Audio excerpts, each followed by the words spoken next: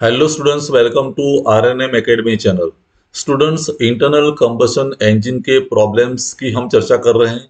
Last video में मैंने 3 questions जो जीटीयू की एग्जामिनेशन में पूछे गए थे वो लिए थे। वो भी वीडियो आप देख सकते हैं प्लेलिस्ट में जाके। आज मैं और 3 प्रॉब्लम्स ले रहा हूं जो जीटीयू की एग्जामिनेशन में क्वेश्चन पेपर में सेट किए गए। तो चलिए शुरुआत करते हैं 3 प्रॉब्लम्स के पहले प्रॉब्लम से। पहला प्रॉब्लम जो डेटा है इस प्रकार दिया है और ये प्रॉब्लम विंटर 2012 की एग्जामिनेशन में पूछा गया था। वेस्टेज था 6 मार्क्स का। और प्रॉब्लम इस प्रकार है, data the following data is available for 2 stroke diesel engine. तो जैसे हम प्रॉब्लम रीड करते हैं साइमल्टेनियसली मेरी हैबिट है कि डेटा जो दिया है उसको हम एनालाइज करके लिखते जाते हैं। तो क्या दिया है, 2 स्ट्रोक डीजल इंजन है। तो डेटा गिवन में हम लिख सकते हैं it is a 2 stroke engine. 2 stroke या 4 स्ट्रोक आइडेंटिफाई करने की जरूरत क्यों है? अगर 4 स्ट्रोक इंजन है तो n is equal to n by 2 होगा, और 2 स्ट्रोक इंजन है तो small n is equal to n होगा। तो तुरंत मैं लिख सकता हूं कि n is equal to capital N। It is a diesel engine. Bore is equal to 10 centimetre. Diameter जी जो दिया है वो 10 सेंटीमीटर है, means capital D is equal to 10 centimetre is equal to 0.1 metre. Stroke is equal to 15 centimetre, means length दी है piston stroke की। Capital L is equal to 15 centimetre is equal to 0.15 metre. Engine speed 1000 RPM है। तो crank shaft की जो speed है या rotation है capital N is equal to 1000 RPM.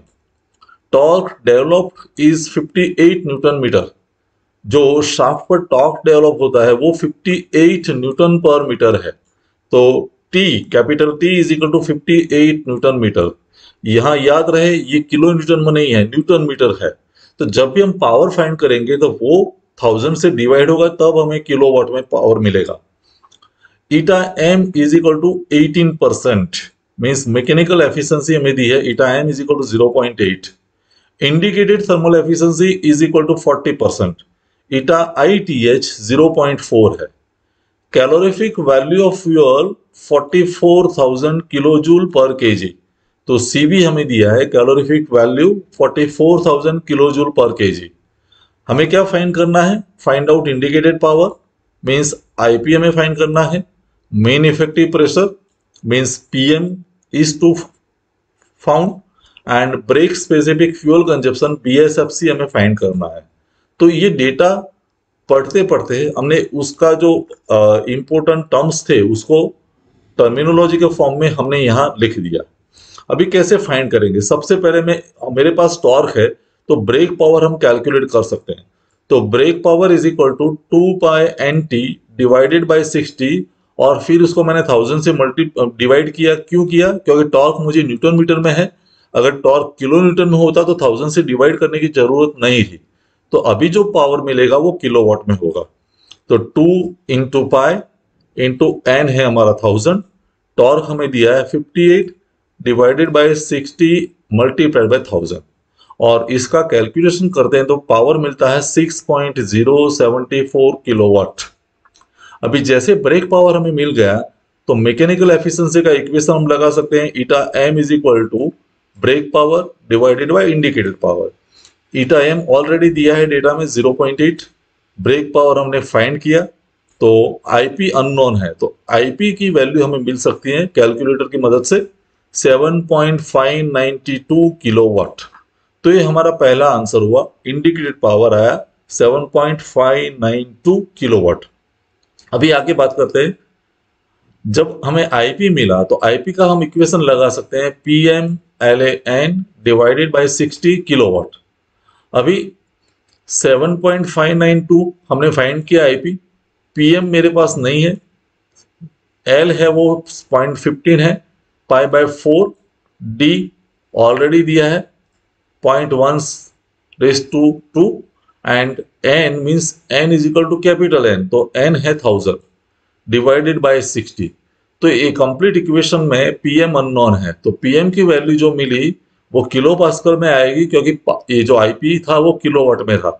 तो पीएम की वैल्यू आई 386.7 किलो पास्कल, और उसको हम 100 से डिवाइड करते हैं तो बार में वैल्यू मिलेगी 3.867 बार। बार को अगर किलो पास्कल में कन्वर्ट करना है तो 100 से मल्टीप्लाई करना होगा, और किलो पास्कल को बार में कन्वर्ट करना है तो डिवाइड करना होगा। तो ये दूसरा आंसर। और तीसरा क्वेश्चन था ईटा आई टी एच। तो eta I T H is equal to I P divided by M F into C V. Eta I T H already दिया है, आई पी हमारे पास है, मास ऑफ फ्यूल अननोन है, multiplied by CV already दिया है 44,000। तो मास of fuel calculate करते हैं तो वो मिलता है 4.313 multiplied by 10⁻⁴ KG per second. KG पर सेकंड आता है, लेकिन उसको हमें केजी पर आवर में कन्वर्ट करना है।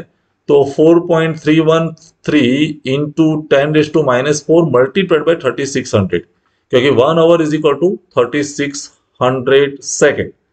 तो इससे मल्टीप्लाई किया तो हमें वैल्यू मिली केजी पर आवर में, और वो वैल्यू आई 1.553 केजी पर आवर। अर्थात एक घंटे में फ्यूल कंजप्शन होता है 1.553 केजी। और केजी पर आवर में कन्वर्ट करने की जरूरत क्यों रही? क्योंकि बीएसएफसी का जो इक्वेशन है, ब्रेक स्पेसिफिक फ्यूल कंजप्शन, वो है एमएफ डिवाइडेड बाय बीपी। लेकिन इक्वेशन के वक्त भी मैंने कहा था कि एमएफ हमारा केजी पर आवर में होना चाहिए।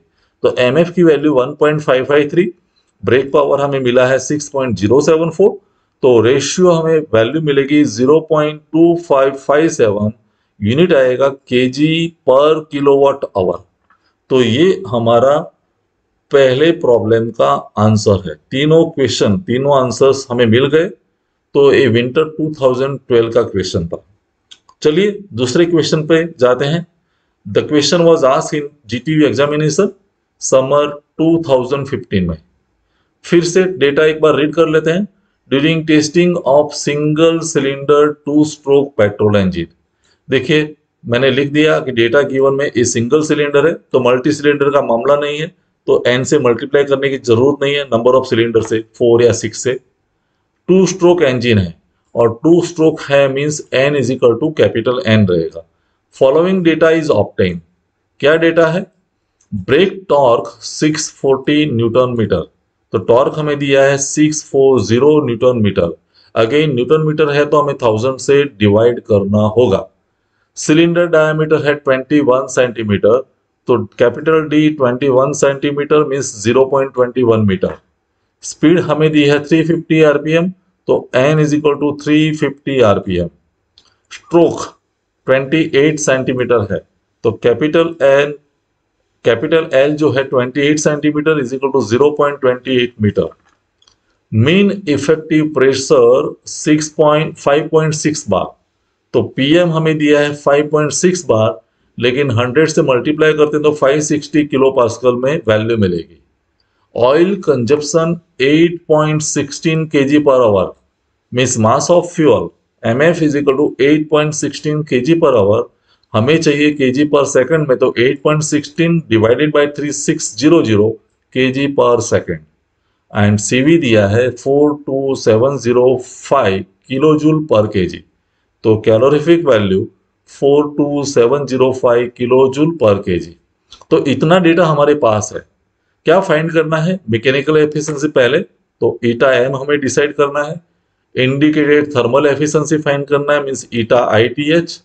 ब्रेक थर्मल एफिशिएंसी मींस ईटा बीटीएच फाइंड करना है। और लास्ट है ब्रेक स्पेसिफिक फ्यूल कंजप्शन, तो बीएसएफसी फाइंड करना है।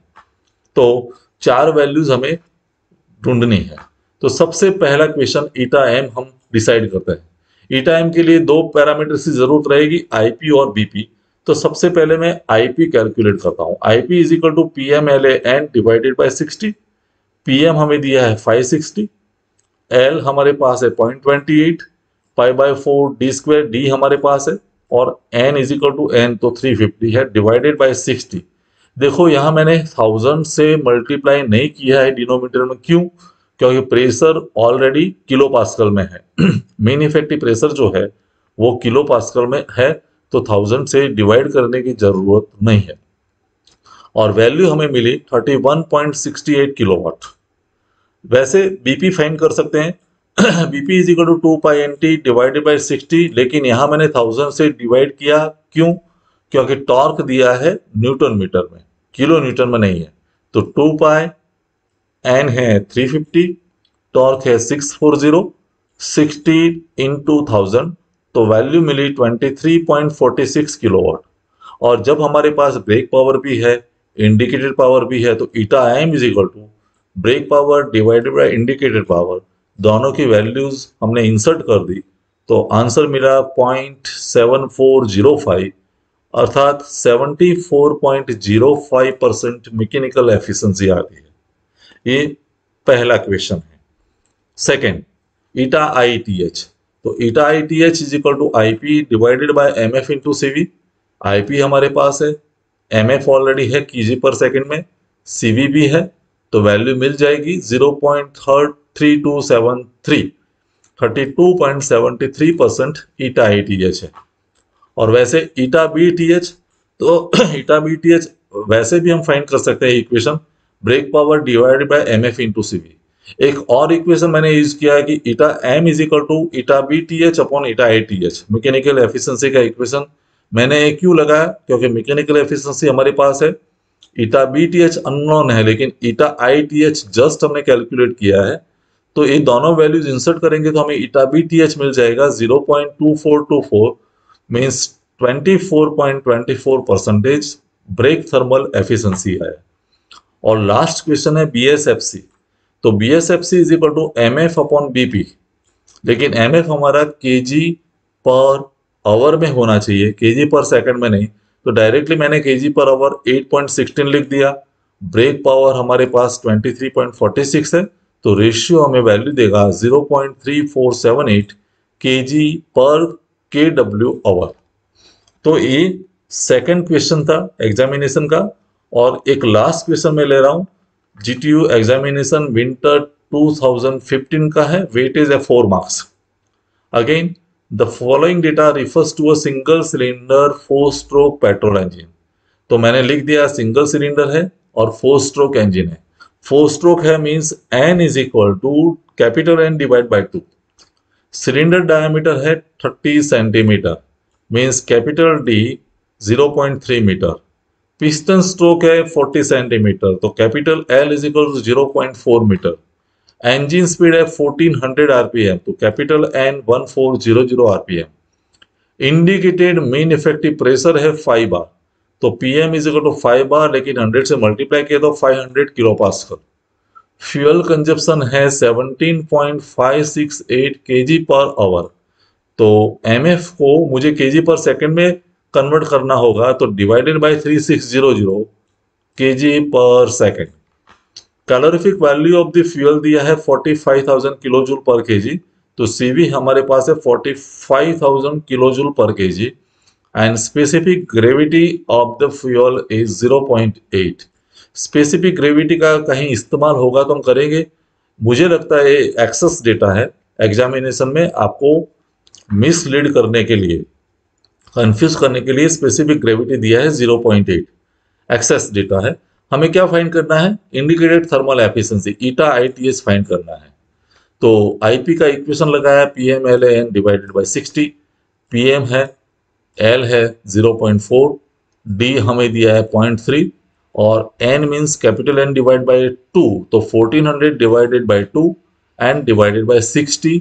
यहाँ 1000 से डिवाइड क्यों नहीं किया है, क्योंकि पीएम है हमारा किलो पास्कल में, तो आईपी का वैल्यू मिला 164.934 किलोवाट। और एक बार आईपी मिल गया तो हम ईटा आईटीएच कैलकुलेट कर सकते हैं, IP divided by MF into CV.